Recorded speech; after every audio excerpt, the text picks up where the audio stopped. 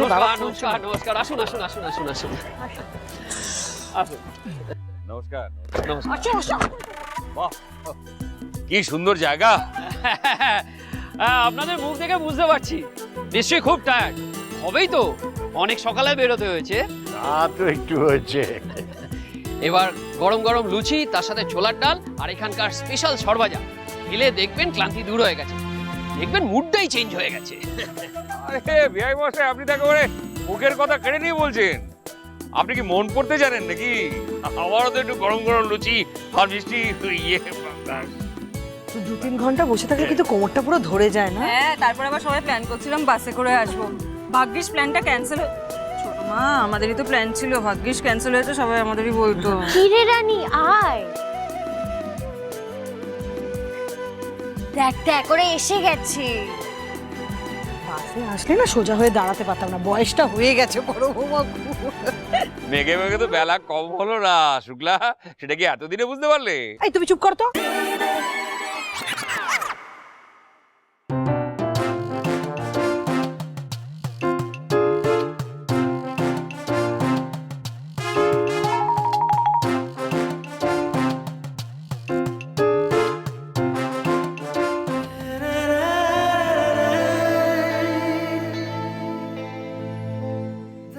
আপনি তো সেই অহংকারী ডাক্তার বাবু, আপনি কেন ধরেছেন ফোন? আপনার দাদাকে দিন, আপনাকে হ্যালো বলেছিলাম ভুল করে, ফিরিয়ে নিলাম। তোমার মনে হয় ডাক্তার হওয়া খুব সহজ? তার চেয়ে ভালো তোমার বন্ধু যেমন বিয়ে করছে, তুমি একটা ছেলে দেখে বিয়ে করে নাও। সবার দ্বারা তো সবকিছু হয় না।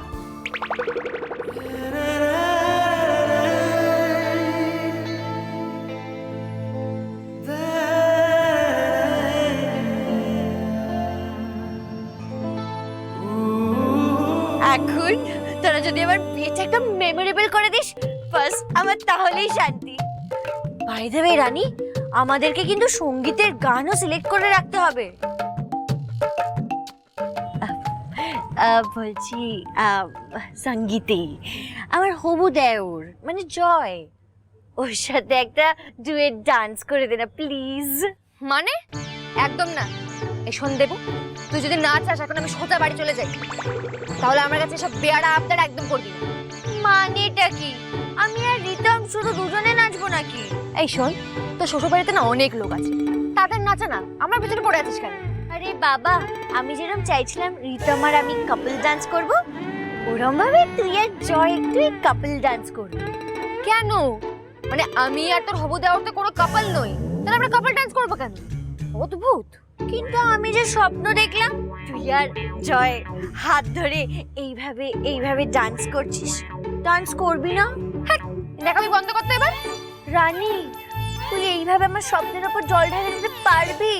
এই এবার একটু স্বপ্ন থেকে বেরো। হ্যাঁ, যেদিন ধপাস করে পড়বি সেদিন বুঝতেও পারবি। একবার যা না শ্বশুর বাড়ি, সব বুঝতে পারবি। আরে মেয়েটাও না বড্ড কঠিন। আমি তো বিয়ে করবো ভেবে আমার মনটা কিরকম উড়ু উড়ু করছে।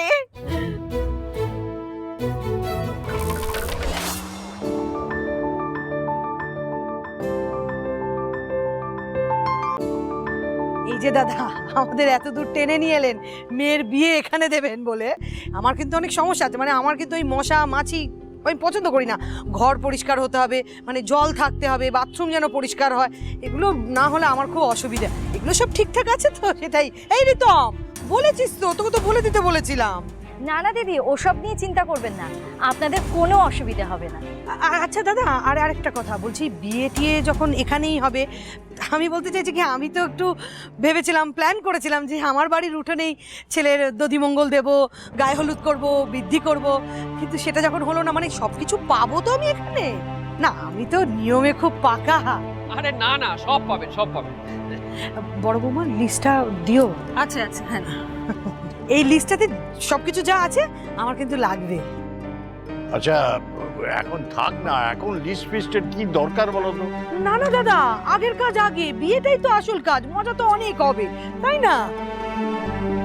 আচ্ছা বিআই মশাই, আপনি তো বলেছিলেন ছেলের বিয়ের জন্য আমরা আলাদা জায়গা পাবো, তা সেটা ঠিক করা আছে তো?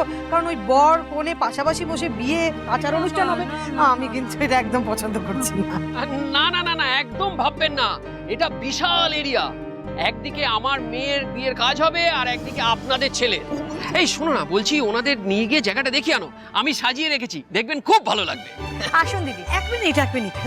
বলছি আর ওই জিনিসগুলো? আরে ওটা নিয়ে একদম ভাববেন না, আমি সমস্ত কিছু গুছিয়ে এনে রাখবো। একমাত্র মেয়ের বিয়ে বলে কথা, কোনো ত্রুটি রাখবো না। আরে মেয়ে আবদার করলো, বুঝতেই পারছেন, তাই এই সমস্ত অ্যারেঞ্জমেন্ট আর কি। আর তাছাড়া দেখুন, যুগ পাল্টাচ্ছে, তার সাথে আমরাও পাল্টাচ্ছি। তাই ভাবলাম আমাদের মেয়ের বিয়েতে আমরা সবাই মিলে একদম হই হই করে আনন্দ করব, কি বলেন? হ্যাঁ, নিশ্চয়ই আনন্দ করতেই তো আসা। তবে আমার বউ ওই নানা রকম ডিমান্ড প্লেস করে ফেলেছে, কিছু মনে করবেন না। না না দাদা, মনে করার কি আছে, দিদির তো এগুলো অধিকার। আসুন আপনাদেরকে জায়গাটা দেখিয়ে দিই, তারপরে ঘরগুলো দেখিয়ে দেবো। আসুন আসুন আসুন। চলো দাদা। দেখলে তো শুক্লা, ভদ্রলোক কি সুন্দর কথা বললেন, কি সুন্দর সব অ্যারেঞ্জ করে রেখেছে। তুমি খালি এক কাঁধে ফিরিস্তি চাই। ও দিদি, তুমি না এগুলো বুঝবে না, বর পক্ষ একটু ডিমান্ড করবে না, তাও তো মন চাইনি। মা, অন্তত এই ব্যাপারটা নিয়ে ক্রেডিটটা নিও না। পণ চাওয়া দেওয়া নেওয়া সবটাই কিন্তু অপরাধ। আর একজন ভালোবেসে তোমাদেরকে নিমন্ত্রণ করেছে, তার ত্রুটিটা না হয় নাই ধরলে। জয়, আমাকে এখানে বকবি না তো তুই। আমার ছেলের বিয়ের বলে কথা, আমি যা খুশি তাই করব, তাই না? এই কুমু কোথায়? কুমুকে ফোন কর তো, কোথায় গেল? ঠিক কথা বড়দা, তুমি একবার ফোন করে দেখো না। আরে করলাম তো আস্তে আস্তে, বললো অন দ্য ওয়ে। কখন ফোন করেছো? আরেকবার তো ট্রাই করো। না না, এই তো আমি এক্ষুনি ফোন করেছিলাম, ওরা বললো ওদের গাড়ি খারাপ হয়ে গেছে রাস্তায়, সারাচ্ছে, আসতে একটু লেট হবে। সে কি? ব্যাস হয়ে গেল, আর কিছু বলার নেই, যা যা পারি করবো বাবা। দেখলে তো, দেখলে, এই জন্য আমি বলেছিলাম যে তোরা আগে কলকাতায় আয়, তারপর একসাথে সবাই মিলে আসবো এখানে। আরে বাবা, চলে আসবে চলে আসবে। এই দেখো, ওনারা তো এগিয়ে গেল। চল যাই। হ্যাঁ চলো চলো যাই। চল চলো, খুব গরম। আয় আয় আয়, সবাই আয়।